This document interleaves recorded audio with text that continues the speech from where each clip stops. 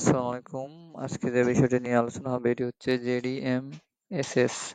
এটি হচ্ছে ডাহুয়ার ক্যামেরার জন্য আপনারা কিভাবে ফোন দিয়ে এটি বিভিন্ন ক্যামেরাগুলো দেখতে পারবেন ডাহুয়ার, তা একটি দিক নির্দেশনা আজকে দেওয়া হলো। আজকে আপনাদেরকে দেখাবো কিভাবে এটি ইনস্টল করতে হয়। প্রথমে প্লে স্টোরে গিয়ে JDM-SS লিখলে প্রথমে যে অপশনটি আসবে এই যে দেখতে পাচ্ছেন, এই অ্যাপসটি ডাউনলোড করে ইনস্টল করতে হবে। তো এখানে ক্লিক দিবেন, দেওয়ার পর এটি ইনস্টল করবেন। ইনস্টল করার পর এখান থেকে এটি ওপেন করতে হবে। ওপেন করার পর নিউ অবস্থায় এটি সাইন আপ করে নিতে হবে। এর জন্য এখানে সাইন আপে ক্লিক করতে হবে। সাইন আপে ক্লিক করার পর এরকম রিজন আসবে। এখান থেকে আমাদের বাংলাদেশটি সিলেক্ট করে নিতে হবে। এখান থেকে যখন বাংলাদেশটি সিলেক্ট করবেন, তারপর এখানে আপনার মেইল অপশন থাকবে বা ফোন অপশন থাকবে, যে কোনো একটি থেকে আপনি এটির সাইন আপ করে নিতে পারেন। তো প্রথমে দেখতে পাচ্ছেন এখানে ফোন দিয়ে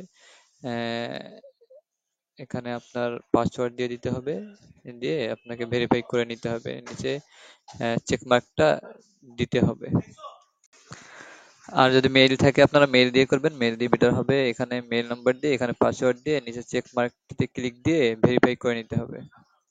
ভেরিফাই করার সময় আপনাদের ফোনে এবং মেইলে একটা করে কোড যাবে। এই কোডটি এখানে বসিয়ে দিলে তাহলে আপনাদের পুরো লগইন হয়ে যাবে।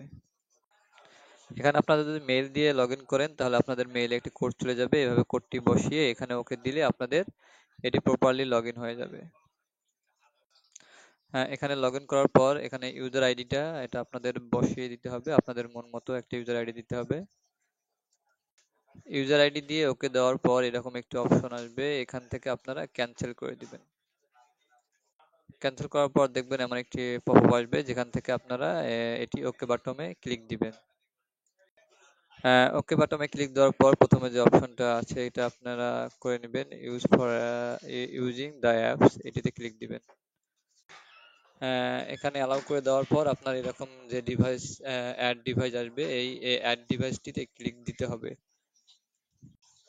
আপনাদের অ্যাড ডিভাইসে ক্লিক দেওয়ার পর এরকম স্ক্যানার আসবে। আপনাদের যে ক্যামেরার জন্য আপনি মোবাইল থেকে দেখতে যাচ্ছেন, এখানে ক্যামেরাটির যে কিউআর কোড আছে এখানে স্ক্যান করলে আপনাদের, বা এখানে আপনার ম্যানুয়ালি অ্যাড করতে পারেন।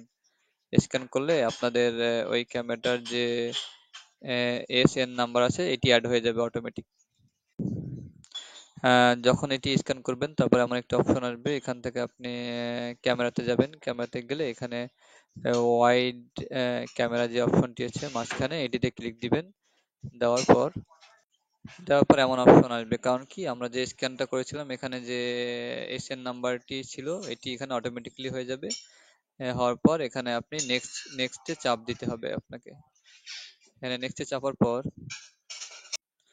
যখন আপনারা নেক্সটে চাপবেন তারপরে এখানে আপনার থাকবে নেম। এখানে শুধু আপনি নেমটা দিবেন, হচ্ছে যে লোকেশনের যে ক্যামেরার জন্য আপনি দেখতে যাচ্ছেন এই নামটা দিতে পারেন, বা আপনার ইচ্ছে মতো নামটা দিতে পারেন। ইউজার হচ্ছে যে আপনার ক্যামেরা ইউজার নেম, এই ইউজার নামটা এখানে দিতে হবে এবং ওই ক্যামেরাটির পাসওয়ার্ডটি এখানে দিয়ে তারপর আপনাকে ওকে বা নেক্সটে যেতে হবে।